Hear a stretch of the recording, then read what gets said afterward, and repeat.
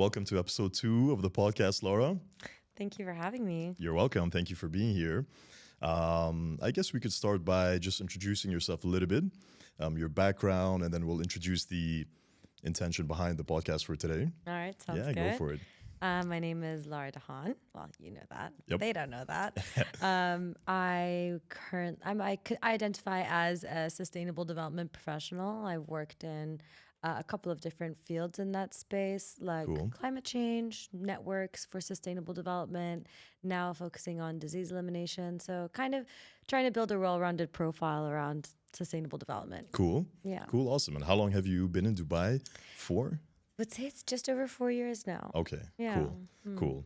Cool. So basically today's podcast is going to be all about finding your passion, your purpose, your why or your calling, doing the inner work, protecting your peace, healing modalities, all the juicy stuff basically. Yes, please. Yeah, so we'll get right into it. I guess we can start by talking a little bit about your journey into finding your purpose and how you stumbled into doing what you're doing now, basically. And the whole gist of it, basically. Great. I guess before we begin, the caveat I would like to say is that finding one's purpose, it's such a buzzword today. People have so much anxiety about it, me included. I think it's a wonderful goal and something to strive for, to have this feeling that you have a purpose and that you're fulfilling it and you're living on that, you're walking that path. Absolutely. But I just want anyone who's listening now, before you hear anything, is just to know that, and this is what I've liberated myself with, it's you're enough. You don't have to do more. You know, it's just do 100%. Just live. Living is enough, and 100%. anything else is extra. Yeah, 100%. No, Having 100%. said that, now that I've gotten that out of the way, I was very lost when it came to purpose for a super long time. I had a lot of self-limiting beliefs that I imposed on myself. Surely my therapist would tell you it came from X, Y, Z in childhood.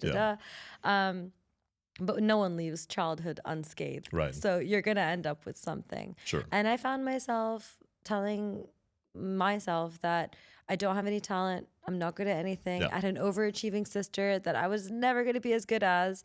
Not that, and bless my mom, never even compared us. Right. And yet I was just like, I don't get A's. There's no point in trying. Sure. I don't do this. Da, da, da.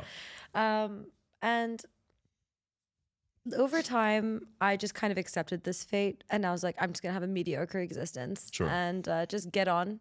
Which, now that I'm thinking about it, was perfectly okay. I don't know why I had so much anxiety about it, but and I just kind of pursued a path to do broad subjects in university, management and marketing, blah blah blah. Like, Where was this? Royal Holloway in London. Cool. And then suddenly, I did a course on business sustainability. And I excelled for the first time in my life, effortlessly. Awesome. You know, like you put an effort, but it feels effortless. Right. And I was like, is this what it's like to kind of either be good at something or just care about something? So I was like, shoot, I should definitely walk down this path and start to pursue that. Right. And then backtrack, when it comes to identifying your purpose, it's not a secret. It's been there all along, and it is there all along. Absolutely. And by purpose in this case, it's whatever motivates you to do and to put effort. I had my whole childhood done all my personal projects on the environment. I used to cry at night about the polar bears. I used to care a lot about social issues. Talk about it. My friends would be bored of me all the time. Like, oh, here she comes, you know? And it was there. It's just, I never, for some reason, identified that it's something that I could invest in. Sure. And I did that course. And then I came actually to the UAE with a friend of mine. She introduced me to Abu Dhabi. Cool. I don't know what it was about the UAE. I wouldn't say Abu Dhabi, although I do work there now. Yeah.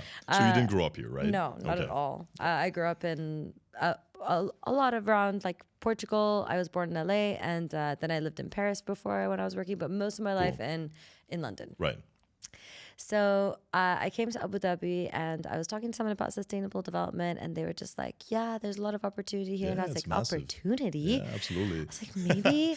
And I was like, it's so unsustainable here, but that makes so much sense. They need me. Absolutely. They need me. I'll be able to make a difference. I'll be able to fill a gap. And I really love the mentality here about legacy and philanthropy, very strong values in the government here around that. So I was like, cool, might be easier than trying to hustle in Europe and stuff. And then we moved to the chapter of the long and winding road to getting what you want, and careful what you wish for as well. So I can tell you, like, I had vision boards. Yeah. I was journaling. Awesome. I was praying to all the angels, all the deities, everything. Please just get me to Dubai. I'm gonna make a difference. Right. And this is from London, right? At this point, from London, cool. And then everyone's like, you have to be in Dubai to get a job in Dubai, which is like a common thought here. So every holiday, Dubai, I would go around with my CV, finding any place, just handing it out. Like, I was in it. It was just also just regardless of the fact that things didn't work out at that time. It was so nice to care about something. Yeah. It was so nice to believe in yourself. Right.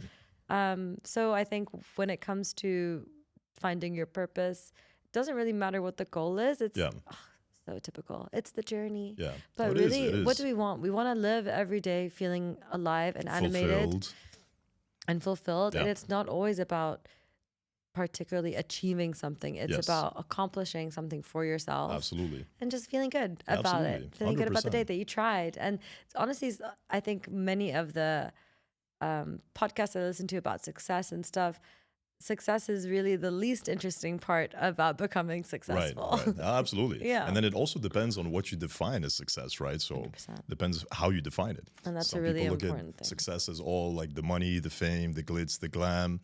But is that really success? Does that make everybody happy? Maybe not so much. Statistics do say otherwise. Exactly. There is a threshold for when success brings you happiness and when it just doesn't add any more value. Right. So I was crying to my friend in the cafe in London. Why is it not happening for me? I can't seem to get a break, all this stuff. And she's like, girl, you're not putting enough effort. I was like, what do you mean? I'm praying every day to all the gods, all the things. What do you mean? She's like, what else do I got to do? You got to do. Yeah. You got to do more. Right. Because the universe matches effort. Yeah. So she's like, why don't you just do some higher education? And I was like, I swore I'd never study again. Like, no way. She's like, just let's look at some courses together. And honestly, the people who love you and give you this kind of advice in this time are the real ones, like the precious ones. Because if it wasn't for her, my life, and just that one coffee, my life would have taken a completely different path. Wow. So we looked at this brochure of the university that she went to, called the School of Oriental and African Studies. Super hippie, fun school. She's like, this will suit you. Even if it's higher education, like you're gonna meet the coolest people. They have the funnest clubs, blah blah blah. You'll love it. And I was like, okay, cool. They had a course called environmental law. I was like, oh, I like the way that sounds. Cool. Like, what are you studying? Environmental law. Just sounds good. At that point, as if I cared about this degree, I was like, I need something on my CV that's gonna make people take me seriously, and not just like I care so much about the world. Right. Because that's what I was basically doing. I was like, we have to care. The world's ending. And it was not backed by any actual experience or knowledge. Right. So I did that course. Cool. It was beautiful. Awesome. I also found myself excelling and enjoying work and enjoying writing essays. Awesome. And I was like, is this what education should feel like? Yeah. And I mean, maybe currently our education systems are cookie cutter and they aim to give you a well-rounded education. Yeah. But I definitely recommend doing higher study, whether or not it's master's or a course or whatever, in something that you're interested in, because it's a completely different experience. Absolutely. To that. 100%. That was really wonderful. Yeah, no, awesome. And I think it's important that you mentioned it's important to be interested in what you're studying, because like you said, ever since we're born, we're conditioned to think a certain way about education, about careers. Especially here in the Middle East, it's like you're either, the typical saying of like an engineer or a doctor or like lawyer, businessman, whatever, or you're a failure, basically, if you're not one of those 4 or 5 things, right? And I think many of us fall into that loop of getting into studying one of those 3, 4, 5 fields. And then we do it just because everybody's doing it. That's what we're told. That's what our parents told us. That's what society tells us. It's all the conditioning ever since we're young. And that's what happened to me, basically. So I remember I graduated from high school when I was 17. I had no clue what I wanted to do. And then everybody's like, oh, you got to be an engineer. That's the best way to go about it. And I was good at the sciences and the physics and the maths and whatever. So I was like, yeah, makes sense. Sure, I'll do it. And then when I got to McGill in Montreal, I realized that I hated engineering, right? So I think it was my second year in, excuse me, I realized that I really didn't like engineering. So I was trying to find a way out. I took some biology courses thinking that I might transition into like med school or whatever. Didn't really like that either. And I was like, you know what? Let me just finish my engineering degree, just get the degree and see where this may take me. But I knew I didn't want to get into engineering, right? So graduated, I came back here. I started bouncing around the corporates a little bit. I worked for a few FMCG companies, Nestle, Procter and Gamble. Again, I was sort of just finding my path in a way. All the meanwhile, I wasn't feeling fulfilled on the inside, right? So I had the big companies on my CV. It was cool to like tell people I worked for these companies, and everyone was like, "Oh wow," and like whatever. But internally, there was like a void, or just didn't feel like I was doing something that matched my purpose or my passion. Yeah, I just wasn't passionate about it. Um, and yeah, so I kept bouncing around until I felt like I wanted to stumble into something that I am passionate about. And then I realized that that might not be in the corporate space altogether, right? So when I quit my last job at Procter and Gamble, this is in 2018, I told myself, you know what? The next thing that I do is going to be something that I'm passionate about. And I wasn't even sure what it was at that point. Yeah. I was like, I'm going to, get in tune with my intuition and just see wherever my heart takes me. Literally, it sounds a little bit cheesy or cliche, but it's quite true. Love it. Yeah. So yeah, I quit my job and everyone's like, oh, you're crazy. Like, what are you doing? Like, how do you just quit? And you don't even know what you're going to get into. Everyone thought like, I was just going to be a failure or whatever. I'm like, you know what? I'm going to take the time off. Just let me, take the time to think about my next move, what I want to do. Like I said, get in tune with my intuition, see what it's calling me towards. And then because I had all the time in the world, essentially after my last job, to do whatever I wanted to do, I was like, okay. And then obviously throughout the corporates, I was living the corporate life, Monday to Friday, super stressed out, get to the weekend, just want to, party and eat and drink and smoke and whatever. So obviously I gained a ton of weight throughout the past, I don't know, I think it was 6 or 7 years in the corporates. I was like, okay, let me undo some of this unhealthy streak that I've been on for the past 7 years since university, essentially. Because it's kind of this vicious cycle that you can get stuck in sometimes. And I see it all around. I see many people sort of get trapped in that cycle. And it's kind of hard to get out, right? Because it gets tougher, work gets more stressful, and then you get promoted, and then you have more responsibilities, and now you're making a bit more money, so it's even harder to leave. And then you sort of just climbing that ladder, and it gets harder and harder to actually pull out, especially if you're not sure what you want to do, right? It's a bit scary, it's a bit uncertain, it's going against the grain, it's not the normal thing to do. But while I was on that train, I just never felt satisfied, like I said.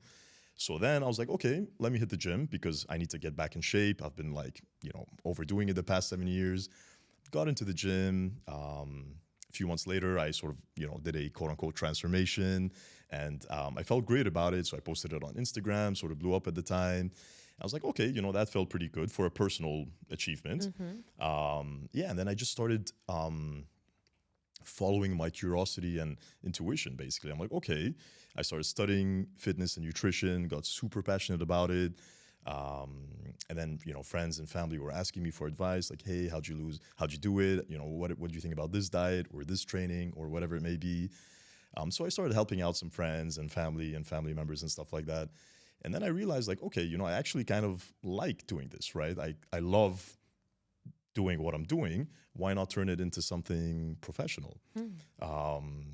So yeah, I went out, got all my certifications, and then I realized that, okay, I'm onto something.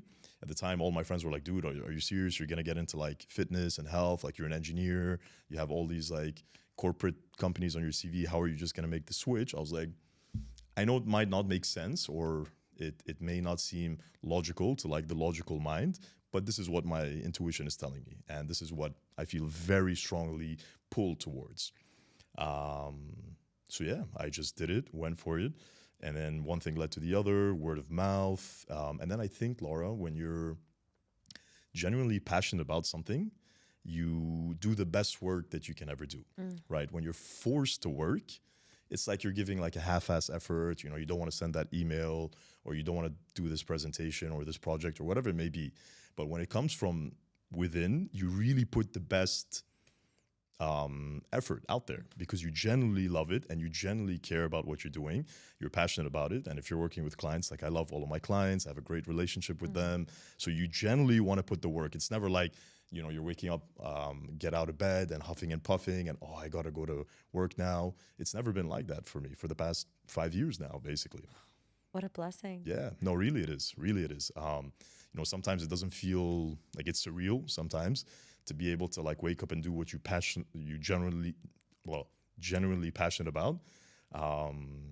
Yeah, and it's been going great ever since. And now I was like, okay, what's my next step? Maybe to share more information and more knowledge, help more people. And that's how I decided to get into the podcasting, basically. And we're all very grateful and excited. Thank you. I appreciate it. So yeah, that's just been my story. I was going to say, I think the commonality that I see and hear in a lot of people's stories is one moment of going against the grain to kind of get into alignment with whatever that purpose is. And you can also have an unfulfilling job and still be a highly passionate person. Yes. Because you are applying that intuition, that passion, that drive to something else. Absolutely. Sometimes people want security in one area, and that might be a dry job, which makes you feel super secure, and that is really fulfilling in and of itself. Yeah, absolutely. But without this this area in your life where you do have a little bit of passion, then this is where we have these, what am I going to do? But I think I see a lot of people with very normal jobs. Like, do you love it? They're like, I'm very satisfied in my job. And they just have hobbies, like so many hobbies, and they are so fulfilled by that. And so it's just important to know that purpose isn't always only found in your career. Yeah. I think lucky ones, it can seem very lucky for that to happen, but and less complicated, than having a million hobbies and a job to juggle. But it does require a brave step, or just like you said, trusting your intuition. Yeah. Someone tells you, "Oh, let's go play cricket," and you're like, "I don't play cricket." But then if you actually gave yourself a chance, played cricket, maybe you freaking love cricket. Yeah, absolutely. You never know. You never know till I've recently found a hobby that I did not know I would love, and I'm just minus 8 hours a day of social media. I have time to talk to my friends. It's, spoiler alert, embroidery. Cool. Am I awesome. 80 years old? But I love it. It's really, it's bringing me so much joy. You plan things, you look at the colors, there you see you go. it. And I don't know if it'll be a forever hobby, but for right now, I've just remembered that I've been saying for so long, I'm not creative. Same problem as I had before. I have no talent. Right. And now it's like, I'm not creative. I was saying I'm not creative. Yeah. And then I tried this thing because I had an instant yes when I saw someone else do it. Yeah. It's like, why not? Let me try. And the yes overcame my, I'm not going to produce anything beautiful. I'm not going to like what I do. I'm going to be bad at it. I was just like, I want to try. Yeah, absolutely. And then, now it's feeling very good and fulfilling. So listen to your intuition and go with any yes, even if it's just for a day. 100%. And speaking about intuition specifically, so, we always hear about the word intuition, like just, follow your intuition. I thought it was kind of just a saying that goes around and you're supposed to just just go with your gut feeling. But I recently learned that intuition is an actual thing, right? So Say intuition. More. Say that again. Say more. Yeah.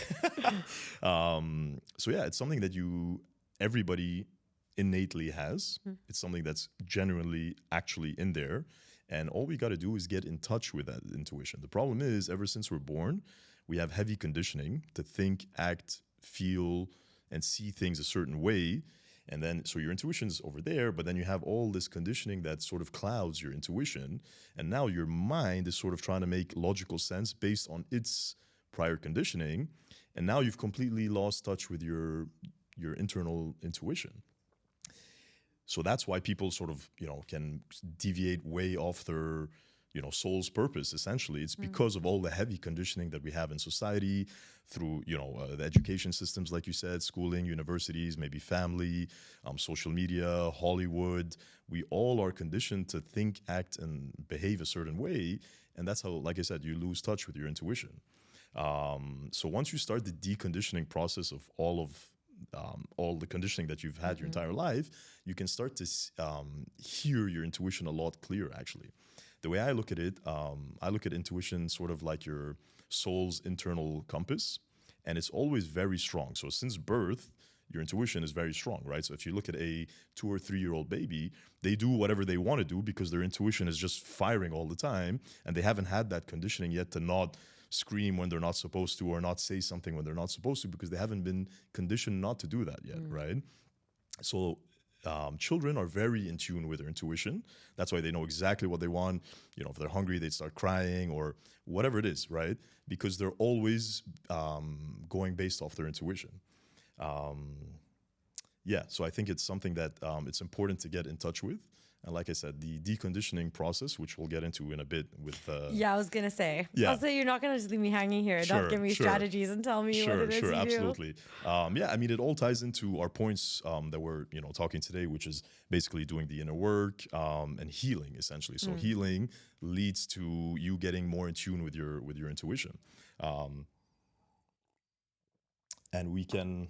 You want to share anything you have to say before I get into it on... doing the inner work or healing, anything you'd like to... I think this is a perfect segue because this space that we create to listen to our intuition, it's different for everybody. Yeah. And I think it requires you doing something for you without this external noise, without this external pressure, which is in the same way that I was just saying this creativity that's coming from embroidery. It's giving me time to connect with, I'm a creative person, my intuition, which can also be seen, like when you're talking about children, you're making me think of like their personalities and where those personalities would inevitably lead them if they weren't conditioned or pushed a certain way. Yes. So when we're creative, and I think that's largely what's missing a lot in the world today. Absolutely. Just this freedom to be creative, this elevation of creativity in our society. Authenticity as well. Which is a part of that, is just say and do, create, draw, whatever it is that's true to you. Without this, it should look a certain way, or it needs to serve a certain purpose. Or it needs to look, look a certain way to certain people. What would people think, blah, blah, blah. Exactly. Yeah. And finding all these different practices which just kind of rely on you. Yeah. Perhaps some tools, you know, but that are... I'm not saying it can't be done in community. Of course it can. But I think it's that time away from, I don't know what it is for everybody, but it could be away from family. Yeah. It could be away from work. It could be away from people, from parties, from substances, from all that stuff. Right. Just this away from influence, where you're the only influence on what you do and how you spend your time. And I think therein lies this reconnection to your personality, which helps to guide you to your intuition. Because I am of the belief that we are all created unique. I love that saying, you're unique just like everybody else. Right. We're all created unique, and we have a specific thing that we can only give to the world. Yeah. But if we all try and be the same, we won't be able to find it as easily. Absolutely. So, yeah. I think a lot of inner work practices can help with that. Right. And I think it's great that you mentioned that, because spending time alone is something that not everybody gets the chance to do. And I think it's actually one of the most important things to do at some point in your life, right? Like you said, when you spend time alone, you're away from all the external noise, essentially, right? Like you said, whether it's family members or friends or the parties or the substances or whatever it may be, right? When you sit with yourself and you have time alone, that's when you can really start doing that internal reflection, that inner work, to really, like you said, put you back in tune with who you were meant to be, essentially, who you really are, your authentic self.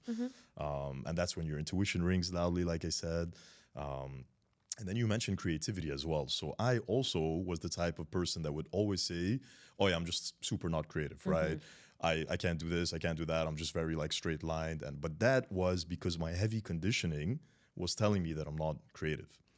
Something I've learned is that everybody is creative, born creative in some way or form. And we often think of the word creativity as in music, art, things of that sort. But creativity could be in any field, in any domain. So you could be a creative engineer, you could be a creative architect, you could be a creative mathematician, a creative physicist. Creativity doesn't just mean what we think of creativity in general, which is, like I said, music, art, dance, singing, whatever it may be. Like you said, everybody's born with a certain purpose, and they have their own intuition, their creativity. And once you reconnect with that, then you're able to flourish into whatever you were meant to be doing, essentially. So I think, like you said, spending time alone is a big part of that. You want to share any? Yeah, no, to your point about you can be creative in anything. What is creativity? It's just play. In whatever you're doing, if you're a physicist, be like, what if I put this quantum unit over here, what would happen? Yeah, what does this Not button like, do? oh no, we don't do it that way. Yeah. Because it's what creates innovation, and it creates Yes. innovation in your life, and it creates Yes. innovation in the world. Yeah. And we all owe it to ourselves to do that. And Yeah. it's really hard because It is. our days are almost planned out. Yeah. Like there is some great cabal out there Yeah. who have a plan, and we're slowly all kind of organizing Yes. towards it. And it does take a little bit of a push. Yeah. But we are also the designers of our own fate Yeah. on an individual level and Absolutely. a community level. So Absolutely. if we put an exerted effort, we would get to find what those, we'd be able to introduce creativity into the world and into our lives, Yes. and be able to find those things that can light that spark that Right. lead us to a life that feels purposeful. Absolutely, and I think it's a good point that you mentioned playfulness. It's super important because, like you said, if you're not playful about it and if you're taking things too seriously, that also dulls your creativity a little bit. It stops you from taking risks, stops you from trying something new that maybe somebody else hasn't done, or a path that somebody else hasn't walked on yet. So yeah, it's important to be light about it, just to be, like you said, playful, joyful. I think it's something that's sometimes lost sometimes nowadays in the world. Everybody's a little bit too serious and too Goal oriented. and just saying, no, like this is the way to do it and we have to do this. That's just because what I've been told and blah, blah, blah. As opposed to, like you said, just taking it lightly and saying, what if I do this? Let's see what happens. Yeah, even for time alone. You don't even have to be 100% alone in time alone. Like Yeah. I like to travel a lot alone, at least once a year. Yeah. It's not like I'm in complete solitude, but I manage my own schedule. Yeah. I decide when to wake up, what to Sure. do. This is where the creativity lies. I have Right. no set routine, no Yeah. expectation, Yes. no Just flow, basically. just flow. Yeah. And then also meeting people.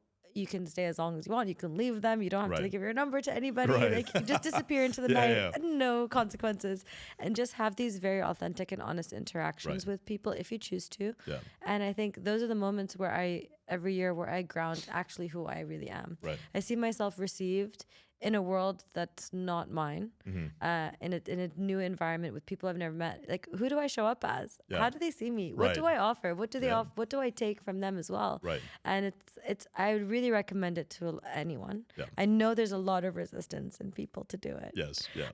I It's not easy, actually. You know, it's very funny. It's kind of tough for a lot of people to just be alone for an extended period of time.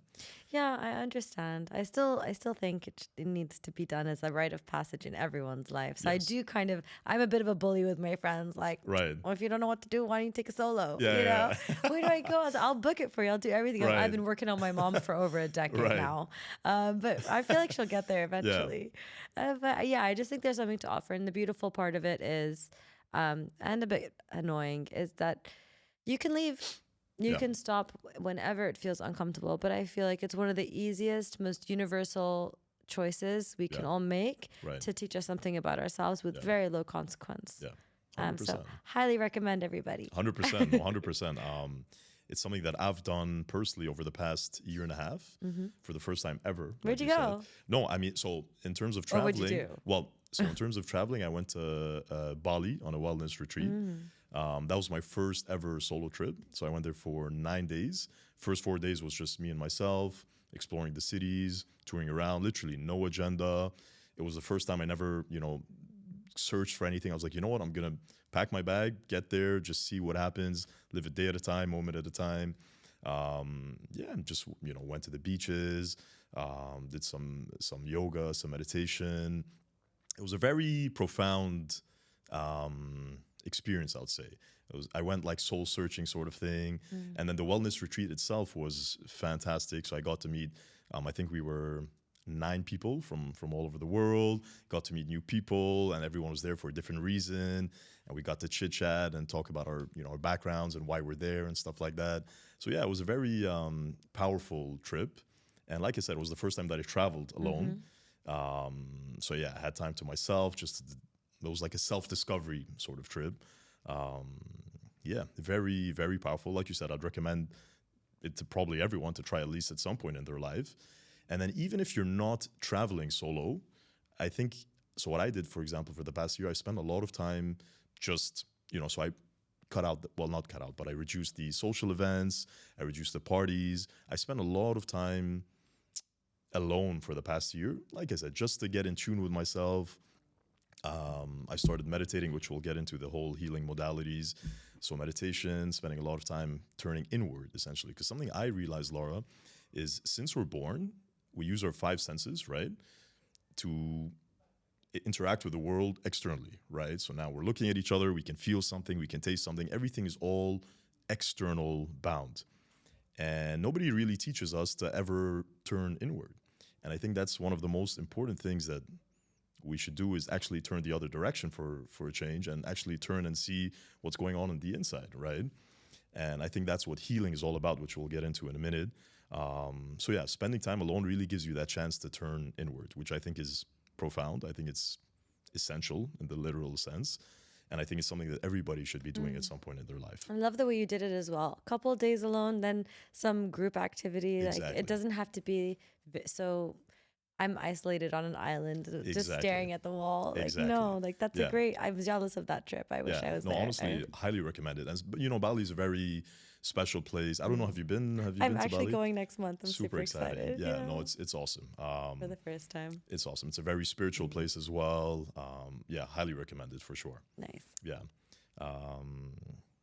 Yeah, I guess we can get into the, you know, what does healing mean to you and what modalities do you sort of, have you tried or do you currently do? What is healing to me? That's a big one. Yeah. I think it's about, if I was to really reduce it, it's about coming into alignment. I think what is, when we talk about it on a physical level, disease is disease, like some function of the body is not working. Right. And the same when it comes to healing, the way it's relating to spirituality and stuff, I think it's about bringing yourself into alignment and peace and grounding. And there's a lot of frameworks that to talk about this. I do kind of subscribe to this chakra model of having various energy centers, which have different types of qualities. And if a center is out of balance, you're going to have a negative expression of those qualities. I think it may or may not be right. It is for sure helpful to many. So it's a good starting point for people who are trying to kind of figure out how to identify what's going on inside their bodies. I have always found meditation a bit challenging. Interesting. I like guided, and then my workaround was guided meditations because that's you know, it's kind of, we're so accustomed to structure that, you know, if you can't just sit there and breathe and be in yourself for 40 minutes, you can do a guided meditation, which provides you some structure to sit and do that. Yeah, that's how I saw it. And so there's, I think for me, when I'm giving people advice or talking about this, I just want to emphasize how many different ways, and looking at these influencers on social media, that's their way, and it may or may not resonate with you, but, you know, keep looking and adapt things to find yours, because I am by no means the ultimate spiritual healing expert, but I've made the effort in my life and I can share things that work, that didn't work. So I've had some modalities that I've tried that didn't work for me at all, but my friend ran with them and they became like celestial beings for the night or something. Like I'm super jelly, but like it happens. Everyone finds their own thing. I'm still searching for the perfect kind of protocol that works the best for me, but it is about just doing whatever you can on whatever day, whatever you feel like. If someone recommends something, try it. Even for like an hour or 5 minutes or whatever it may be. So I think that's really important. Yeah, like you said, it's important to try different modalities, see what resonates with you, what doesn't. Different people have different preferences, different things work for them. Some may not resonate with them. But yeah, healing. So the way I would look at healing, I kind of have like 3 sort of definitions, I guess, for healing. One would be, so first it's working through your emotional history, right? So your past, you know, whether it's childhood trauma or more recent trauma, it's working through any negative experiences you may have had, like I said, any painful moments or traumatic events. It's really working through that history. So turning back, like I said, turning inward for the first time, instead of constantly running forward, it's like hitting the brakes and turning inward and actually facing all, like I said, the painful moments or traumatic events or whatever you may have. So yeah, I think it's important to do, I think it's one of the most important things to do actually is some healing work. May I ask what you do when you face them? So there's different ways, right? So What do you mean exactly? So you're digging through the archives of all your negative experiences. Yeah. And then what? So first of all, what I've learned is that unless you dig through those archives, so all the painful moments and traumatic events, so trauma is essentially quite literally stored in the body, right? It's stored in the mind, stored in the body, in the nervous system, and nobody really knows that, or at least I didn't know that, right? I thought, okay, you kind of forget about it and life moves on. But what I've learned is essentially unresolved trauma subconsciously runs your entire life, right? Unless you turn around and heal those difficult or painful or traumatic events or moments or whatever you may call it, it's subconsciously running your life, or at least it was for me. This is something that I've learned. And healing essentially is working through those moments so that the memories will remain of all those painful moments, traumatic events, like I said, but the emotional turbulence attached to those memories is no longer there. And it's no longer running the show or running the circus. You become a lot less reactive, so you become much more responsive to life, as opposed to like reacting to somebody that may trigger you. Because if you have internal wounds, I realize you spend your entire life trying to protect those wounds, and anybody that's sort of touches you or whatever, you would like sort of try and protect those wounds. So you're kind of in a reactive state for most of the time. As I said, as opposed to just like, so look at it as I don't know, like thorns in your heart or whatever it is. And then once you start plucking out all the thorns, you're no longer needing to protect that space because you've healed the wounds, as opposed to just putting a Band-Aid or a protective mechanism around it. So yeah, like I said, the emotional turbulence is no longer attached to that. And then you just feel a lot lighter. You feel a lot more at ease, a lot more peaceful, joyful, playful. And yeah, you just flow with the universe essentially, as opposed to like forcing certain things. Of course. Yeah. And I think the hardest part of that journey is creating the space between the reaction and the emotion. Yeah. So if like someone tells me something that my sister once said to me when I was like 8 years old, that made me cry. Yeah. And immediately my eyes welled up with tears. Yeah. You have to want to react differently, this desire, this intention. Yeah. And then you have this little tiny space that you can feed into. Yes. And you just say, okay, oh, Lara, I hear you. Like that reminds you of your sister. Yeah. What can you do now so that we don't need to cry right now? It happened so long ago. How can we let this go? How can we give it peace? Right. And it's just like, is it true why you cried? Like, was what she said really true about you? Right. And you go, no, it's not, obviously, because I'm mature now and I know better. Sure. Most of the time with our traumas, we know better after we've gone through it. So we can have this dialogue with ourselves and just be like, okay, so it's not true. So we just give it love and go. That's usually when I asked you, like, what do you do? Like, from my methodology is like, I see it, if I recognize it in time, it's like, how can I pour love into this emotion right now? Right. Like separate myself so that we're not running on autopilot. Exactly. Because like Lara proper is not the Lara that's like driving and not thinking about what she's doing. Do you know what I mean? Right. It's not autopilot. Lara proper, when she's there and present, can really intervene in the natural body reactions and the energetic reactions that we have programmed. Right.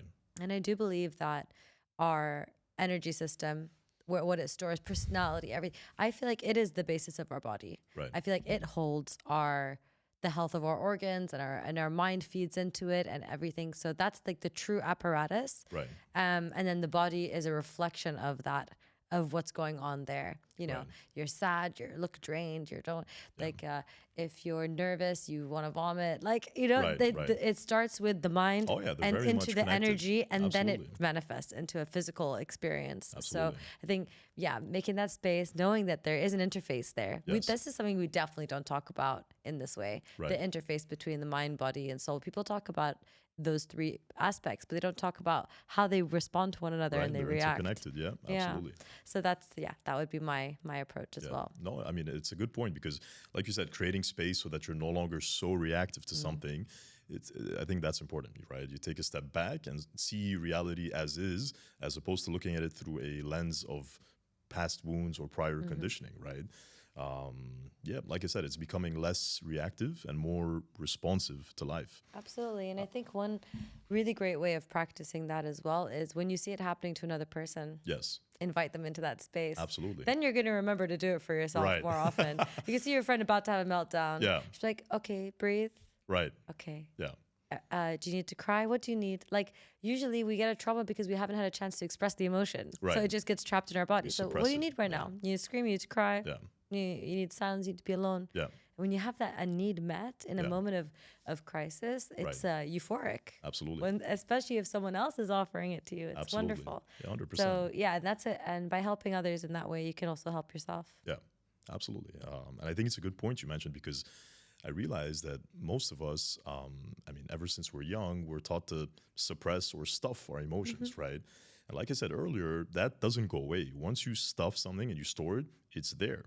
Even if it's 20, 30 years later, if you haven't felt the emotion that you needed to feel at the time, it remains trapped in there. Quite literally, it remains trapped in there unless you turn back, turn inward, feel the emotion that you needed to feel at the time that you weren't allowed to feel. It stays there. Yeah, and that's I guess part of what healing is feeling all the feelings that you weren't allowed or enabled to feel whenever they happened. One of this, so here's a great example of that. Animals, when they experience a shock, what do? They shake uncontrollably, and there's nothing you can do to stop them. Exactly. And that is how they release the stress from their body. Yeah. Surely, like, we have the similar response that we want to shake, but we like immediately hold ourselves together or whatnot. Yeah, it's like, oh, I don't want to look weird. I don't want to, whatever All it of is. it. Yeah. All of it. There's just, and also it's uncomfortable. Yeah. We don't want to feel that. Yes. So I went to this spiritual retreat in India called Osho. It has its connotations a bit culty. You all wear like the same color robes, and like it's an experience though. Cool. I kind of recommend it, but just don't go with the ambition to join a cult unless it really calls for you. You can just go and experience it. Yeah. And they have this. It's not invented by them or anything, but they have this session called Kundalini. I can't remember what the other part was, but the Kundalini session, and it's a shaking session. That's all you do. Like, you just stand there in a room, and in the beginning it's really awkward. Just kind of like shaking your limbs, but eventually it absolutely takes over, and it feels really euphoric, and that's really something anybody can do. You can go on YouTube, can put Kundalini meditation or whatever, shaking or whatever, it'll come up, and it will be like I was doing it for an hour. You do it for like a little while. When I'm feeling really overwhelmed, especially like with something really external or even internal, I call my sister and she would just remind me, just get on the floor, lie down, feel the floor, be present, then shake. Interesting. You just keep shaking until the shaking actually takes over. You have to intentionally do it, and then it just kind of takes a mind of its own. And that is a very primal, practical way of releasing tension and trauma while it's happening and while it's about to be stored. It's just like, no, just shake it out. Yeah. No, I've come across that as well, and the whole analogy to animals as well. Oh yeah, how they do it. Yeah, I've come across that. And speaking of shaking, when I was in Bali last year for the wellness retreat, one of the activities we had was breathwork. I don't know if you've heard of holotrophic breathwork. Have you heard of it? I don't know if you have any experience with it. I don't know if I've done that particular one, but I'm familiar with it. Sure. Yeah. So up until that point, when I saw it on the schedule, I didn't even know what breathwork was. I had never come across it. Yeah, I just thought maybe it's a type of meditation or breathing or whatever. And everything on the schedule was optional. So when I looked at it, I was kind of tired that day. I was like, maybe I'll skip this thing. Then I'm like, you know what? Let me just, I'm here. Let me just try it out, right? So I get into the area that they were holding the ceremony or whatever, and there was a breathwork facilitator over there. Again, at this point, I had not even heard of breathwork before, right? Let alone holotrophic breathwork, which is one of the more like intense ones, very intense and powerful types of breathwork. So we get there, and then she's like, the facilitator was like, yeah, so this type of breath work is similar to a psychedelic experience, something you'd experience on maybe something like, I don't know, LSD or shrooms or whatever it may be, but naturally through the power of your breath, right? I was like, okay, interesting. Like, what does this mean? So I was a bit skeptical at the time. And she's like, yeah, people can, have flashbacks, they can have hallucinations, whatever it may be, right? They can have a whole array of things happen to them. Yeah. So I was like, need to know what happened. so I was like, okay, now I started to get like super interested. So funnily enough, the first thing that she told us to do, so she put some like dancey song and she told us to just shake like crazy, like just dance, shake your neck, loosen up all the trapped energy, whatever, just shake like a maniac basically for like 2 or 3 minutes. Yeah. So like we were all just dancing around like lunatics essentially and shaking, which felt great because, you know, you typically don't do that. Like you said, we never think to like just totally let loose and just move our bodies and shake everything out. Then she gave us some breathing technique before the holotrophic session. I can't remember the technique now. I think it was 2 breaths in and 1 breath out. Can't remember the exact technique now, but she's like, this technique is gonna sort of get you a little bit high or whatever. So you do it for like 30 seconds and you literally feel like, I don't know if you've ever taken a doha hit. Yeah, so it kind of feels like that. Like you're just stoned all of a sudden. I was like, whoa, this is actually powerful stuff. And then we get into the actual session. So she gave us the technique, the breathing technique, and then we lay down in a circle. All our heads were facing each other. I did this. Did you? I think it would be the same one. Yeah, okay, go on. So what happened for us, so she made us lie down in a circle, sandbags over our eyes. And then with the technique in mind, before we started, she put on some like spiritual, very powerful music. And then she's like, repeat after me mentally. I think it was, may I see what I need to see. May I feel what I need to feel. To heal what I need to heal. To help those that need help. And then she just played the music and we started the breathing technique. And I promise you, Lara, what happened after that was chaos. Like absolute madness. I couldn't believe what was happening. So 5 seconds into the breathing practice, the girl on my left starts screaming hysterically, literally like screaming. And keep in mind, like we were together the whole week. We got to know everybody, whatever. You know, everyone seemed like normal or whatever, right? So yeah, she started screaming hysterically and I couldn't believe it. So she literally let out like some wailing scream. And I was like, whoa, okay, so like something is actually about to go down. And then the girl on my right starts crying hysterically as well. And then it starts just getting a little bit mad in there. At first, nothing was happening to me. So I thought, okay, maybe I just need to keep going. The facilitator was walking around, just checking everybody's breathing technique. Turns out I was slightly off in some way or form. She corrected that. Lara, within 10 seconds, an explosion of tears burst out of my eyes. And I was crying like a 3-year-old baby. Literally, Lara, I couldn't control it. It was flooding down my face, like literally onto my t-shirt. It was an explosion, like I said, of tears. And it felt fantastic. And I could not stop crying. So I was crying for like, I kid you not, maybe 20 to 25 minutes straight. And like heartfelt crying like I've never cried before. Wow. Yeah, literally my whole life worth of stuffed emotions just came flooding out and it just felt fantastic. On top of that, she told us that you can get something called claw fingers or crab hands. I can't remember the term now. So essentially, we were all lying down, right? So our hands were by our side. We were just lying down. And then I kid you not, I know this sounds a little bit too like spiritual or whatever, but it's quite true. My hands started vibrating by themselves. And then literally, Lara, I kid you not, this is not some like woohoo stuff. My arms started to raise by themselves up until the ceiling, and I wasn't even raising them. I believe you. And they're like, yeah, that can absolutely happen. There's some energy thing center in your hand or whatever it was. And it was such a powerful experience. And then while my hands were in the air, I literally felt as if someone grabbed my hand and like was pulling me and was like, you're on the right track. I'll show you the way. And like I said, I burst into tears. Like it was such a profound and powerful experience. And that was the first time in my life, Lara, that I ever realized like, okay, there's more to life than the physical eye can see. That is such a beautiful story. I'm super emotional and like I can feel that you shared it so beautifully as well. Like I really joined you there and I got to like remember how it is that every human has the ability to have such a profound experience. Absolutely. And there's so many ways to do that. And this is through breath work. Yeah, that's one of them. But this uncontrollable crying for me is just the pinnacle of like spiritual experience in my history and experience. And then even like the cherry on top is when you have certain moments and these happen more often, I would say, where you're crying and laughing at the same time. Absolutely. So it's not the crying for all is just like a release, but the crying and laughing at the same time, for me, I'm just like, this is life. Yeah. Like the joy and the sadness and the grief all together. Absolutely. But yeah, I think one of the key things that you've touched on and what trauma is, and people don't take it a little bit step further.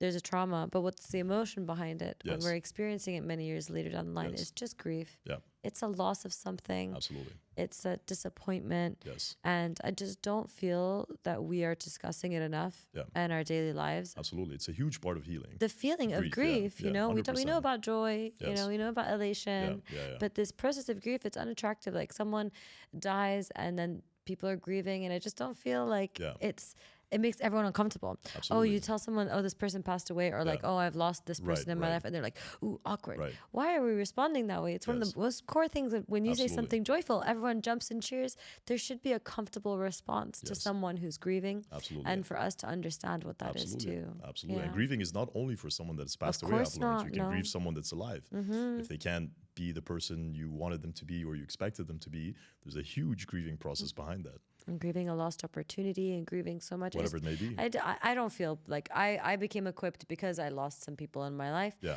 And I became very familiar with the feeling of that kind of grief. Right. But it can be a loss of any kind. Absolutely. And I just, even having experienced so much death, it's not, there's no apparatus. I don't feel like there's a strong enough apparatus, but you can find it in the spiritual space. Right. Absolutely. Yeah, so breathwork, super powerful. Love that. As a healing modality. Things that I've tried as well and that I like. So meditation, super powerful, for me at least. I started with a guided meditation app, like you mentioned. And then I went on to learning a body scan meditation. Oh, love body scans. Yeah, so I learned a type of body scan that originated kind of from the Buddhist tradition. Super powerful type of meditation. And now I transitioned into something called transcendental meditation. Yeah, so this stemmed from the Vedas, or which is the first spiritual text, like which translated into the Hinduism basically. Super simple and super powerful type of meditation. You essentially get a teacher to teach you the technique, and it's through the use of a mantra, which he or she would assign to you. Very simple. You just repeat the mantra. Every time you deviate from it, you just come back to the mantra.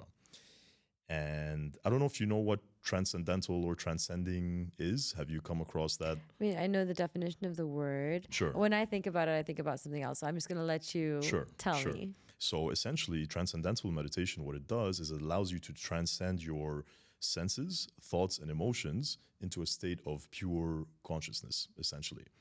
And in that state, you're not there. You're in a very deep meditative state where you experience peace, love, and joy at a profound level. And like I said, you're not in the room anymore. So if someone is calling your name or whatever, you're just not hearing it because essentially your senses are dulled or turned off.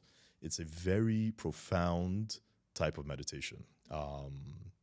It's, like I said, it's connecting you with the source or with pure consciousness. Super powerful, profound effect on your nervous system, your mind, your body, your clarity, your mental calmness. Everything gets sort of improved with this type of meditation. Where do I find this person who can assign me a mantra? You can Google TM or Transcendental Meditation in Dubai or wherever you're living at, and you can find a certified teacher. Highly recommend that type of meditation. I want my mantra. I want to do that. Yeah, no, that it's honestly fun. super powerful. Yeah, I like it. Thank you for the recommendation. Of course. What else? Yoga has been fantastic.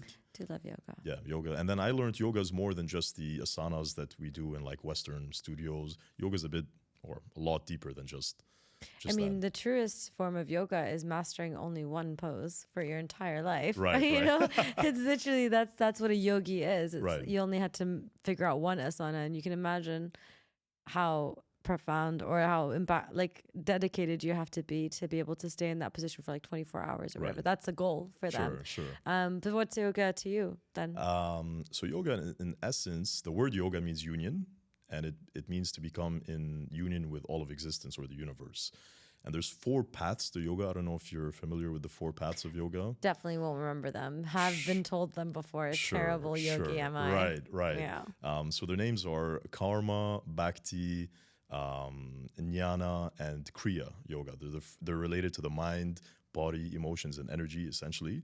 And you can do a combination of those 4 types of yoga to essentially get you into spiritual enlightenment or becoming in line with the universe. And the yoga, as we know, as in the physical asanas, is just a small part of that, of those 4 paths or branches, essentially. Okay. Yeah, I think we have a couple of minutes left. So I guess we'll. Is there anything else that you wanted to touch on? Any healing modality, therapy as well? I think therapy is fantastic. Oh, I could talk about therapy. Yeah. I had a weird relationship with therapy. I mean, it wasn't something I was particularly against, but it's just not something I'd gone through the effort to go and do. Right. Because finding the right therapist, like dating, it's really hard. It is. You have to go tell everyone your life story like 50 times over, and it can be really prohibitively expensive. Yeah. And it can be very disappointing when it doesn't work out or you're not getting what you are seeking. 100%. And often we do it when we're in a very bad state, and then having to go through that process while you're already not well is not great. So 100%. tip number 1, find a therapist when you don't need a therapist. Yes. Well, when you think you don't need one. That's a good one, actually. So if you feel like you have some space, like build a relationship with somebody, and then, they'll be there when you really need them. And trust, as you're divulging to them, things will come up, but at least you're not desperate for support at that time. Because I definitely know I reach out when I'm desperate for support. Right. Yeah, like you said, finding the right therapist or psychologist it's not easy at all. It's not easy, but when Thank God for Zoom, because that opens up the opportunities. Yeah. But when you do find the right one, it can be absolutely life-changing. However, what I've also found, it can be for a period of time. Yeah. And not always forever. Absolutely. It's not like a forever soulmate or something. It's one modality. One modality. Each person has their own flavor, their own tools that they can share with you. And maybe you'll have attracted them at that point in your life because they can really help you with what you're going through at that moment. But then later on, they might not be the one to be able to support you. Like I have very practical kind of CBT style therapist on basically like waiting in my little box, and I've accumulated some. I have others that are very spiritual and will take you more through like shadow work. They'll do tarot for you. You'll reflect on it. Yeah. I have others. A nice balance of the two. Yeah. I particularly like all the spiritual ones because you do. It's all very woo, and it's all, it can be totally seen as placebo effect, but I have my own little anecdotes. Super important, yeah, absolutely. From hands-on healing to just a general talk therapy with someone who's very wise, absolutely, not even qualified, but just that kind of person. 100%. So it just can. That person who provides you the support in times of need can take many shapes and forms. Right. And I suggest having like multiple different ones that can serve you at different times depending on what you're seeking. 100%. Yeah. I found this fantastic Canadian psychologist based here in Dubai. That's, like I said, fantastic psychologist, but he also has the spiritual aspect as well. Always good when you can find both together. Yeah, he's, do you know Harry Potter? Yeah. So he's like Professor Dumbledore, essentially. Oh, wow. Yeah, he's literally, we have a Harry Potter Dumbledore relationship. That's amazing. Yeah, and he's just fantastic. Absolutely life-changing. Yeah, I think we're just almost about done with time for today. Roy, I really enjoyed myself. Thank you so much for having me. You're welcome. Thank you for coming. Thank you for sharing your insights and everything that you shared with us today. Yeah, I guess that's a wrap. Thanks. Cool. Are we good? Thank you.